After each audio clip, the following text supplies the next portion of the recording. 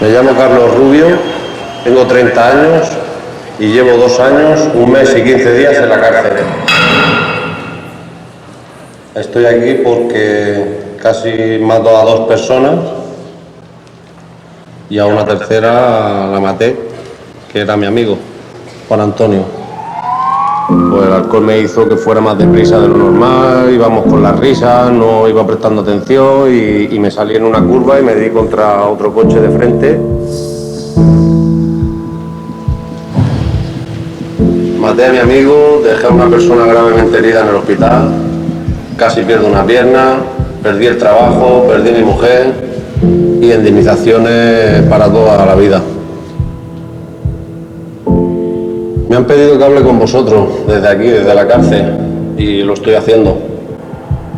Yo no quiero cortaros el rollo ni nada de eso, pero si esto sirve para salvar tu vida o la de otra persona, habrá merecido la pena. Gracias.